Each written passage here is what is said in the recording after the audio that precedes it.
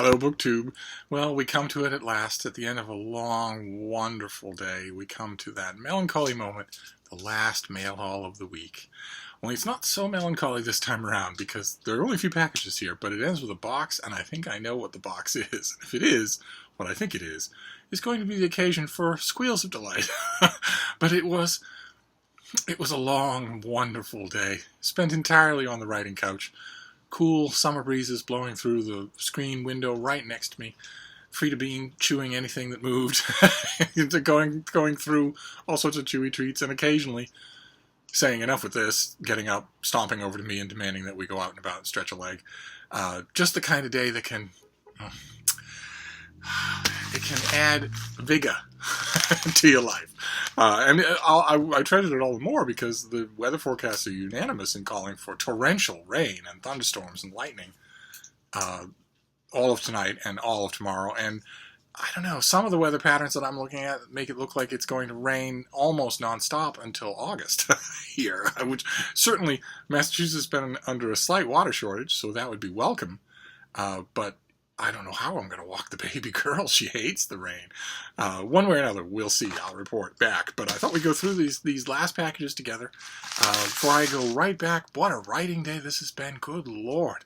Knocking off projects one after another. A tremendous feeling I should point out, that you can only get if you actually work. Okay? If you spend all morning organizing your plans to work in your bullet journal, or you spend all morning organizing your playlist for the only 4 hours you have to write today, and then you run out of time, those 4 hours are gone, you've got to go to work or whatever, then you're not actually writing, are you? Anyway, that's kind of why I'm probably not welcome in the ranks of AuthorTube. Let's see what this first one is. From Da Capo Press here in Boston, a press I've praised many times.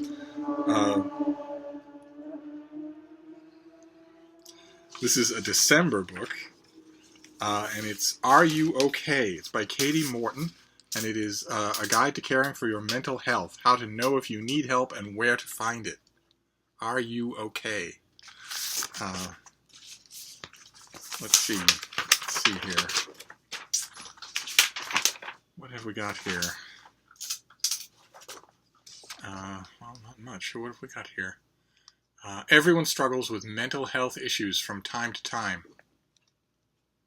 Not true. Total heresy to say not true in the 21st century, but nevertheless, not true. And a deep detriment to the people who do suffer from mental health issues. Some people don't. A line like that should, in the 21st century, be the same thing. We have CAT scans, for Pete's sake, now. We have brain topography scans. We know that sentence is no longer true. Saying it is like saying everyone struggles with cancer from time to time. That isn't true. And it belittles the struggles of the people who do. Being depressed because your day isn't going well is not a mental health issue.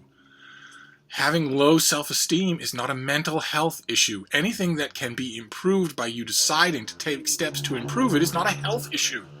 Obviously, health issues don't care whether you take steps to improve them. Health issues need health intervention.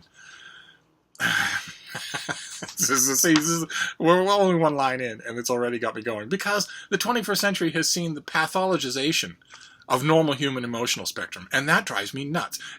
Where all of a sudden it's unacceptable for you to be unhappy, even for an afternoon at any time in your life. And the reason that mind frame has been pushed so far into the public culture is evil. The reason behind it is evil. The thing behind it is the machinations of Big Pharma, who want you to be sick all the time because they're the ones peddling the cures.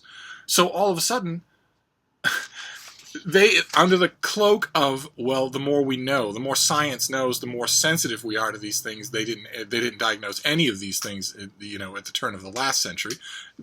Isn't it wonderful how far we've come? Under the cloak of that, Big Pharma has pathologized everything on the normal human spectrum of emotion so that you can take a pill for it. And the pills aren't tested. There's virtually no screening. The most of the tests that are done on most of the products that are available to cure most of the problems that you don't actually have are conducted by scientists who are flown regularly to quote-unquote conferences in Bermuda, all expenses paid, including the hookers. They're the ones who are adjudicating these tests and staking their reputation on it. They don't have anything to worry about because they're in a room full of guilty people. Sorry, this book didn't. It's the first line that bothers me. Everyone struggles with mental health issues from time to time. That isn't true. Everyone struggles with blue moods from time to time. Absolutely. Blue moods are not medical conditions. Everyone struggles with feeling unfulfilled or frustrated from time to time. Those aren't medical conditions. They don't require medical intervention.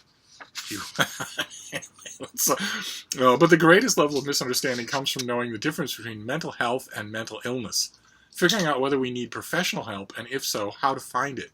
This book walks readers through the most commonly asked questions about mental health and the process of getting help.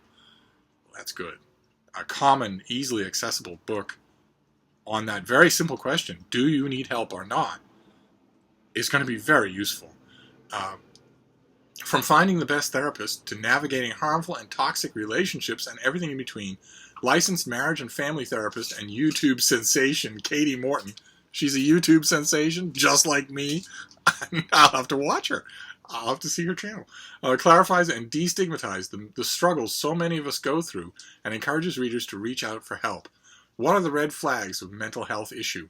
How do you go about making a first therapy appointment? How do you know if your therapist is a good fit for you?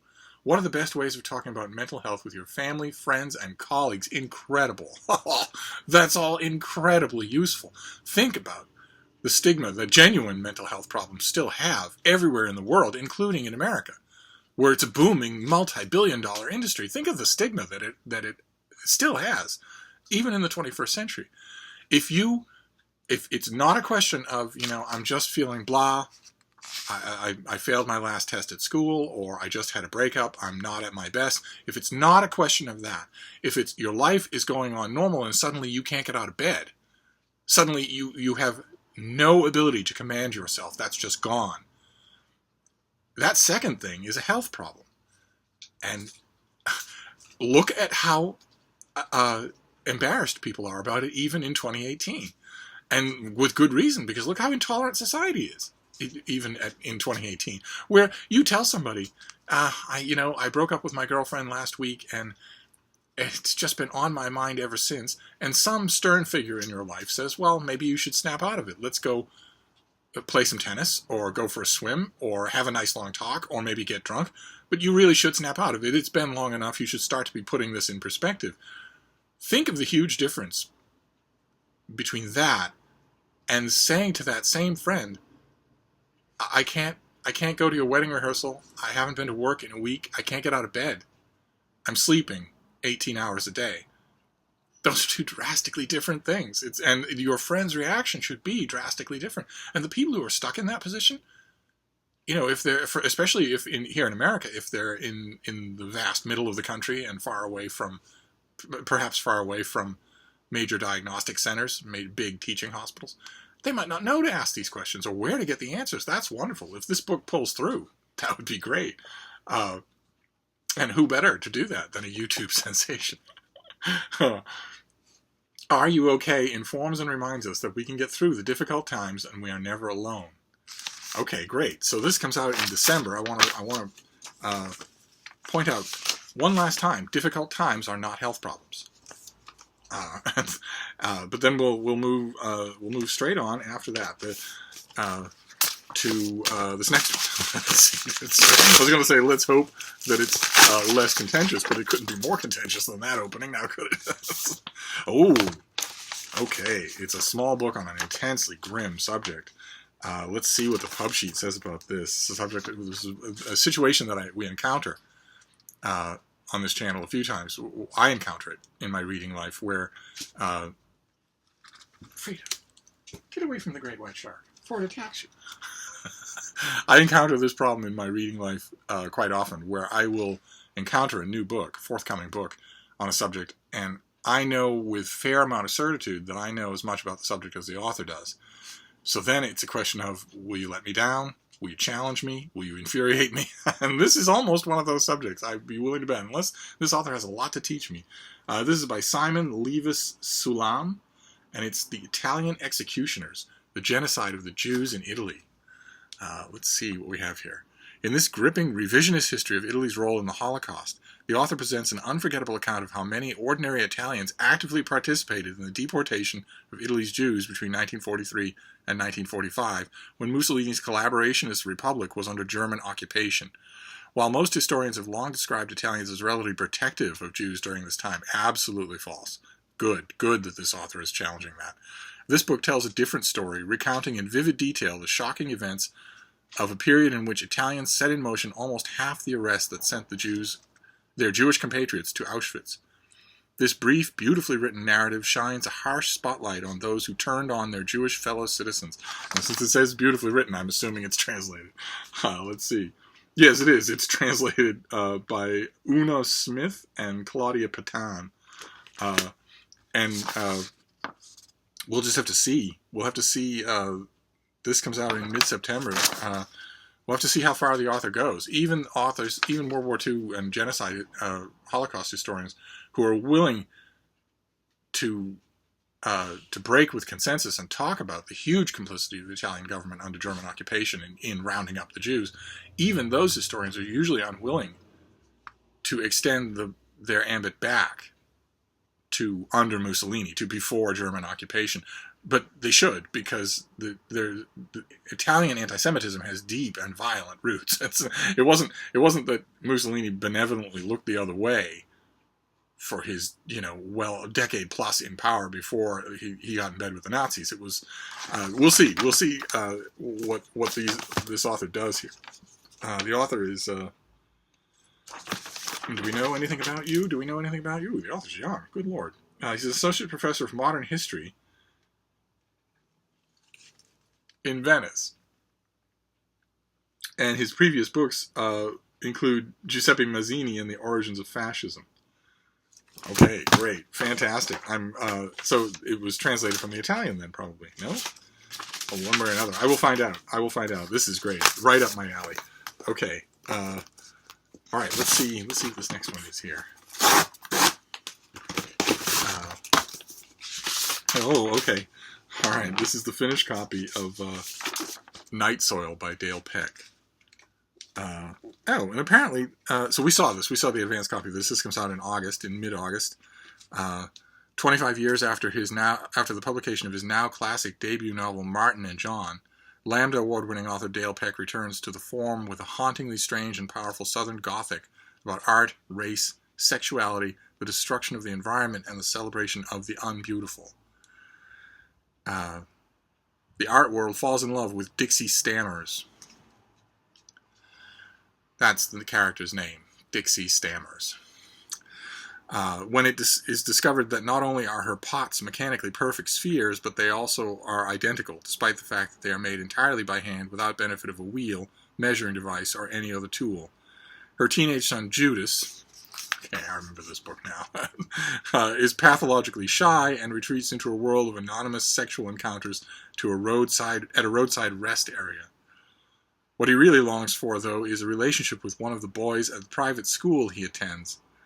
I wonder if loyalty and betrayal will be key issues in the relationship that Judas has with that other boy. But I'm getting the impression from this pub sheet, something I didn't get the last time, which is that there is a 25th anniversary reprint of Martin and John, which I want. If it exists, I want it. At one point, sometime between his debut and his Lambda Award-winning YA novel, Dale Peck was better known as a critic, a line-in-the-sand reviewer whose collected reviews and essays were not so coyly titled hatchet jobs. But Dale was a novelist. As a novelist, was always the greater gift to readers, except that some critics were notoriously horrified by his fiction and did hatchet jobs on him. So his connection with my profession is fraught. But now, that's the only question that's on my mind now. Not so much when this thing comes out, as whether or not I can get a copy of this anniversary edition of Martin and John, because I haven't read it in 25 years. I'll find out first thing on Monday, and then we get to the box. I think I know what this is. because it's in a priority mail box, which publishers don't tend to use.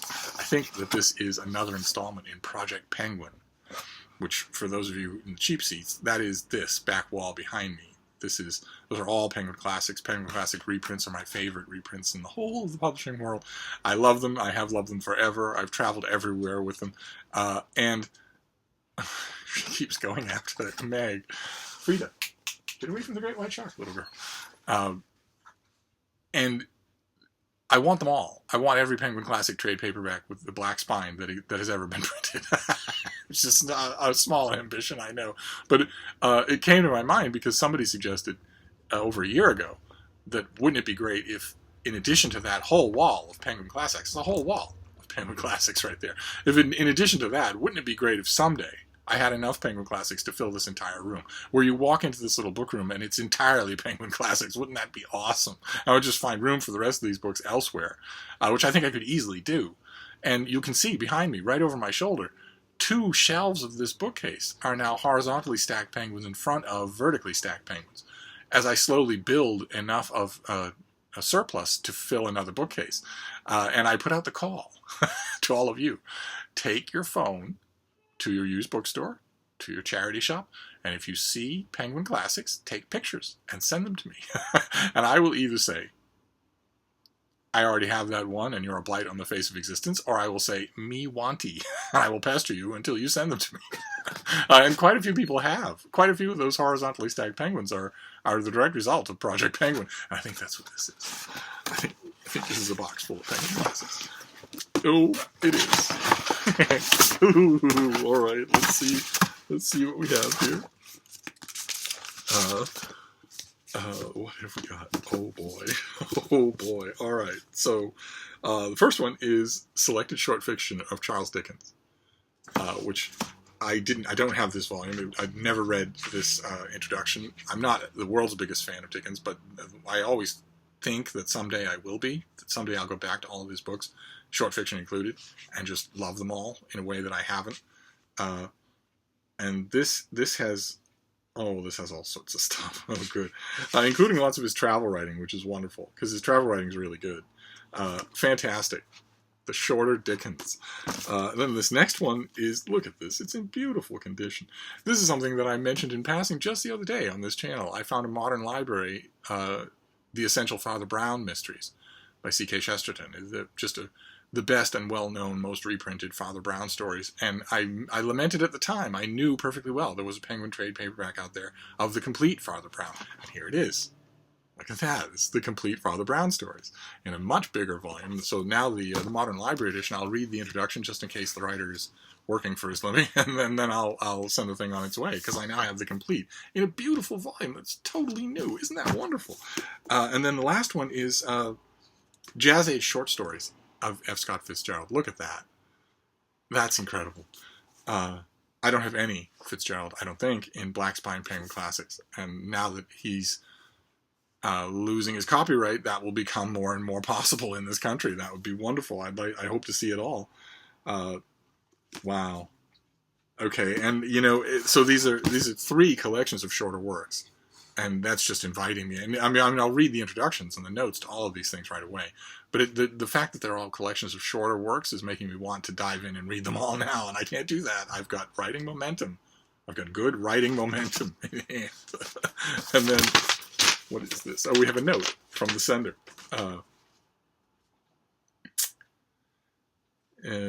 You're super hot. You have cheese grater abs. You have swiveling dancer hips. Smoldering come hither eyes. Yeah. Okay. I can't really object to any of that now, can I? The facts is the facts, aren't they? All right, so that's a great end to our mail haul. So we have Are You Okay? Essential questions to ask about mental health issues. Then we have The Italian Executioners, about the Nazi-occupied Italy's attempts to round up the Jews. And then we have Night Soil in a finished copy by Dale Peck. And we have the Curious Case of Benjamin Button and Other Jazz Age Short Stories by F. Scott Fitzgerald, the complete Father Brown, and the Selected Short Fiction by Dickens, just wonderful. A wonderful little mail haul to end the week. So I'm going to wrap that up for now and put that shark somewhere safe because they're an endangered species, you know. But I'll see you soon. Thank you, BookTube.